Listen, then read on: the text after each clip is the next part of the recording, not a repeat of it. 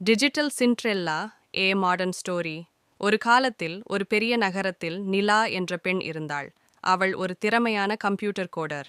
ஆனால் அவளுடைய சித்தி மற்றும் அவளுடைய 2 மகள்கள் நிலாவை வீட்டின் எல்லா வேலைகளையும் செய்யச் சொல்லி கஷ்டப்படுத்தினார்கள். நிலாவுக்கு தன் திறமையை உலகுக்கு காட்ட வேண்டும் என்பதுதான் கனவு.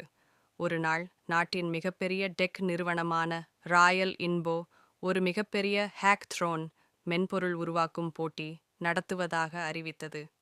அந்த போட்டியில் வெற்றி பெறுபவர்களுக்கு அந்த நிறுவனத்தின் சிஇஓ உடன் இணைந்து பணியாற்றும் வாய்ப்பு கிடைக்கும். சித்தியின் மகள்கள் விலை உயர்ந்த லேப்டாப் மற்றும் வசதிகளுடன் போட்டிக்கு தயாரானார்கள். ஆனால் நிலாவிடம் பழைய லேப்டாப் கூட இல்லை.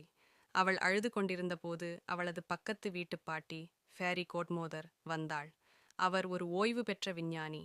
அவர் நிலாவிடம் ஒரு அதிநவீன சூப்பர் லேப்டாப் மற்றும் ஒரு பிரத்யேக மென்பொருளை கொடுத்தார். நிலா, இந்த போட்டி நள்ளிரவு 12 மணிக்கு முடிவடையும். நிலா அந்த போட்டிக்கு முகமூடி அணிந்து அனாமச சென்றாள். அவளுடைய திறமையைக் கண்டு ராயல் இன்போ சிஇஓ வியந்து போனார். ஆனால் நள்ளிரவு 12 மணி நெருங்கியதும் நிலா அவசரமாக தனது கோடுகளை முடித்துவிட்டு கிளம்பினாள். அவசரத்தில் அவள் பயன்படுத்திய பென்டிரைவ் அங்கேயே விழுந்துவிட்டது. மறுநாள் அந்த நிறுவனத்தின் சிஐஓ அந்த பென்டிரைவில் இருந்த தனித்துவமான கோடிங் ஸ்டைல் வைத்து அந்த பெண் யார் என்று தேடினார். ஊரில் உள்ள எல்லா புரோகிராமர்களையும் அந்த கோடிங்கை முடிக்கச் சொன்னார். யாராலும் முடியவில்லை. இறுதியாக நிலாவின் வீட்டிற்கு வந்தபோது சித்தி மகள்கள் முயற்சி செய்து தோற்றுப்போனார்கள்.